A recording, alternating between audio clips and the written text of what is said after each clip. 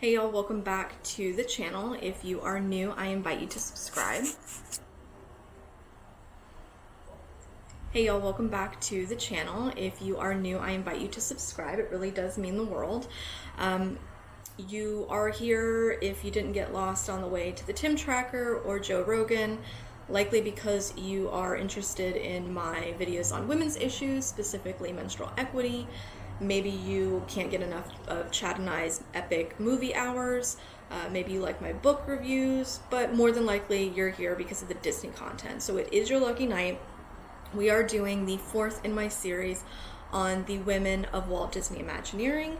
Tonight we're going to be talking about Miss Dorothea Redmond, and yeah, it's going to be a good one, so grab a cocktail and cheers.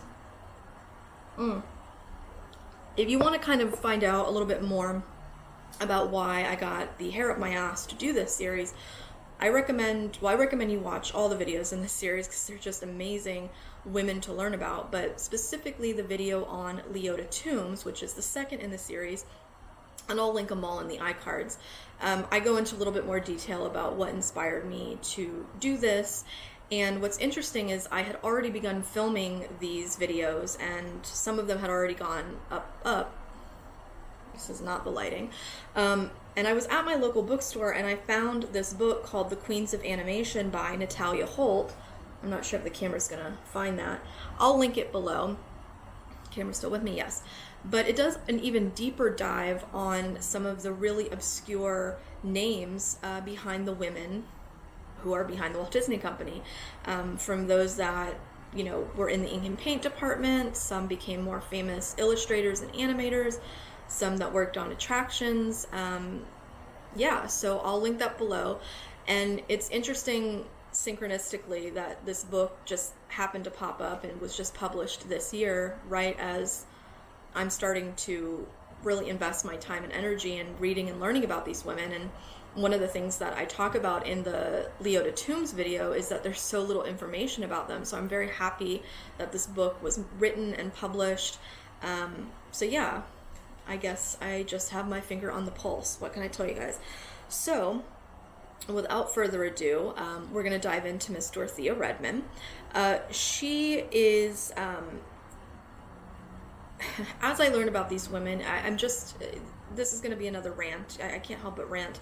The more I learn about these women, the more just taken aback I am at the fact that the more taken aback I am by not just what an impact they had on the Walt Disney Company, but that these women are directly responsible for films, attractions, memories, tactile buildings that I've stood inside of within the world of Walt Disney that I'm only now at 37 really learning about, which is a shame. And also just how much more appreciative, which I didn't think was possible, I am of the Walt Disney Company, because I feel a greater connection to the world of Disney, because so many women had their hands on it conceptually, physically, literally, and it's amazing how much I've learned and how much more appreciative I am, because I am not just a passive viewer or enjoyer of the attractions and films, but I'm now really understanding how much craftsmanship, how much time, how much talent, dedication and love went into this empire, and so much of it was thanks to these handful of women. So anyways, and Dorothea, I have lots of notes, bear with me. Dorothea was born May 18th, 1910, and with Harriet Burns, who was the original female Imagineer, we moved on to Leota, who was the youngest Imagineer, and with Alice Davis, we got introduced to the designing woman of Imagineering. With Dorothea, Marty Sklar, who is a Disney legend in his own right, said of Dorothea that all the great art directors of the time, including Bill Martin and Hopper Goff, wanted her design illustrations, specifically hers, in their projects. She had a eye and a gift that and a voice, I guess, that wasn't something that anyone had seen at that point in time. She had graduated with her interior design degree from the USC School of Architecture and went to work for producer David O. Selznick. And under the tutelage of David O. Selznick, she worked on such projects as Gone with the Wind. She worked on 2 Hitchcock projects, his film Rebecca and Rear Window. She worked with French filmmaker Jean Renoir, and she also got to work with Charlie Chaplin on Limelight. After that kind of stint with David O. Selznick, she went to actually work for an architecture firm. And this was in 1955, so this is roughly, the time that Disneyland is literally opening. And she's quoted as saying that after 10 years of working weekends to meet Monday deadlines, end quote, she decided to leave the grind and went to work for Walt Disney Imagineering in '64, in October of '64, which we are so grateful that she did. And she, in the earlier parts of her career, she's probably most famously known for renovations she did to some existing aspects and places in the Disneyland park. So I didn't know this until I learned about her, that the Plaza Inn restaurant was originally called the Red Wagon Inn. She completely reconceptualized it and designed it and repurposed it as the Plaza Inn restaurant that we know today. And I just learned that that was actually one of Walt's favorite places to hang out, to host, to entertain, and his favorite restaurant on property at the time. So, fun facts. New Orleans Square in Disneyland. Pretty much every interior inside of New Orleans Square was designed and conceptualized by Dorothea. The Dream Suite, which if you're at all familiar with Disneyland in New Orleans Square, is a private villa that you can rent if you are a person of means.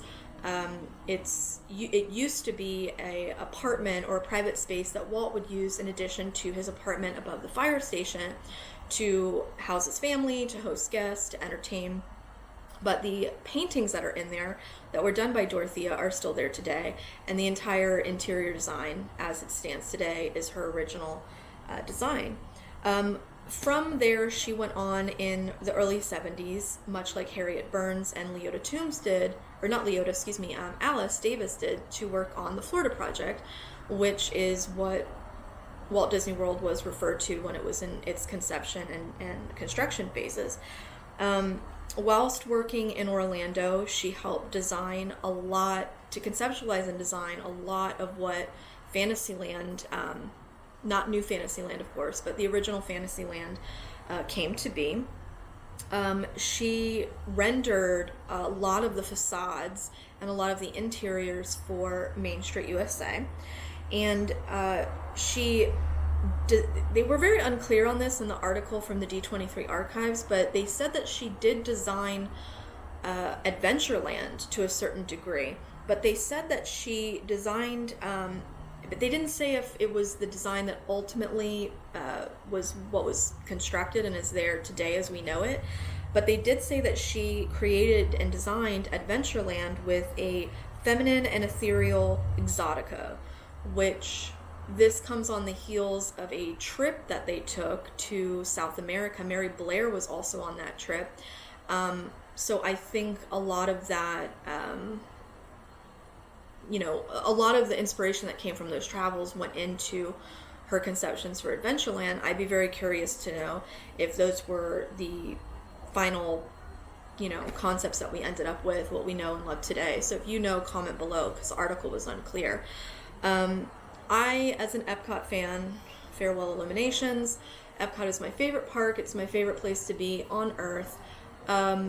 Specifically World Showcase. I had no idea that Dorothea Redmond actually designed the promenade for World Showcase.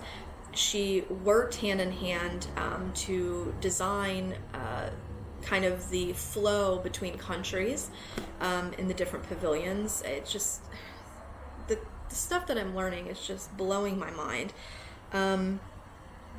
A Disney historian and artist, Stasia Martin, once said, "A Dorothea Redmond watercolor painting is a wonder to behold. The exquisite detail coaxed from the elusive medium combines with a flawless sense of color and light to create not just illustrations, but living environments."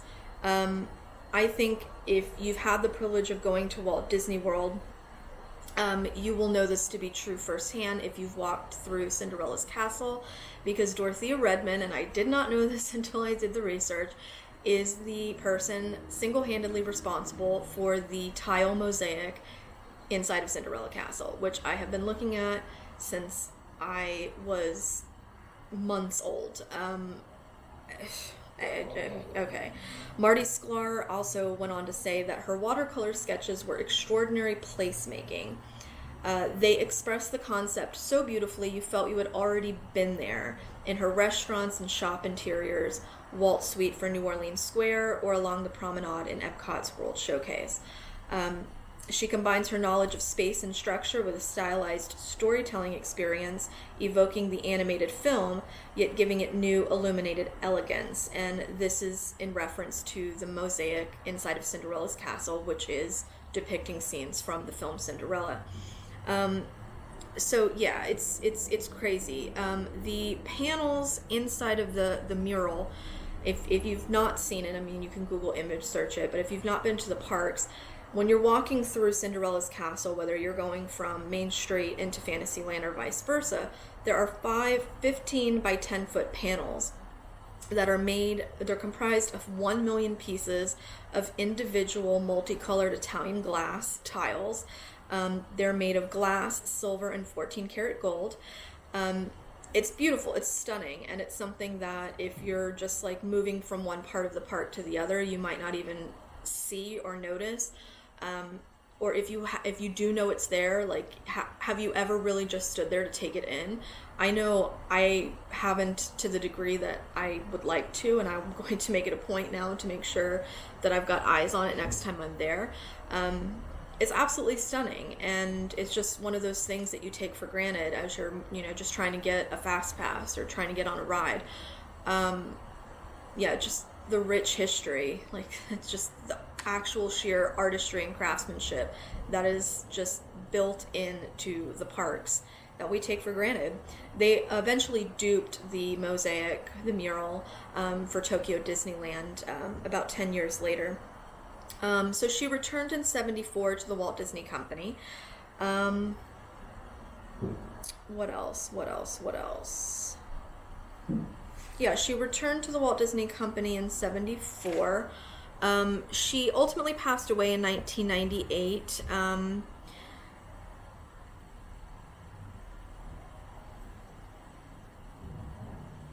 Okay, so she retired in 1974 and eventually passed away at the age of 98 in 2009 in Hollywood.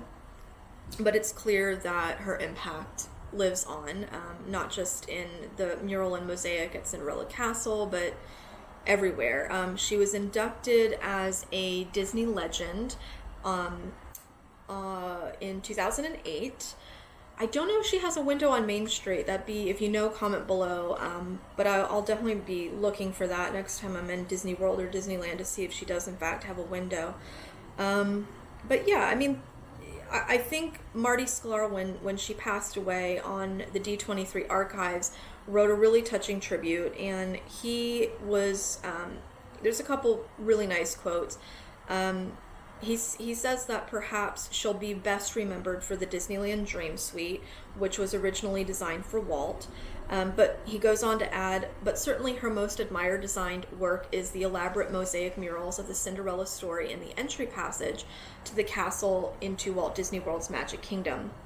Not even the medieval castles of Europe can boast of masterpieces like these. When she passed away, he recalled, quote, "I didn't remember the frail 90-some-year-old who was honored as a Disney legend last fall, but instead the brilliant watercolorist whose brushstrokes gave us magnificent images for shops and stores on Main Street and in New Orleans Square, so immersive that we immediately believed we had already visited these magic places. I could hear her discussing how to illustrate the side-by-side juxtaposition of contrasting styles of architecture for the countries of Epcot's World Showcase. And of course, I could walk right into Cinderella Castle at Walt Disney World's Magic Kingdom and revel in Dorothea's timelessly magnificent mosaic murals conveying the story of Cinderella for our guests. So that is just a little introduction to Dorothea. If you have facts or know more about her professional or personal life and would like to share them, please comment below. I really hope that you are enjoying this series, that you're learning something. If anything, it's put a smile on your face and given you something maybe new to go explore when you're in the parks next time, and really take some time away from the rush of being in the parks as a tourist, to just kind of take stock of what's around you and what went into it, and really just take in the artistry, the architecture, whatever the case may be. But yeah, if you dug this, please like the video, please subscribe, please share if you want, and stay tuned because Mary Blair is up next, and well, what can't be said about Mary Blair. So thank you so much for spending time with me and watching this, and yeah, I'll see you on the other side. Cheers.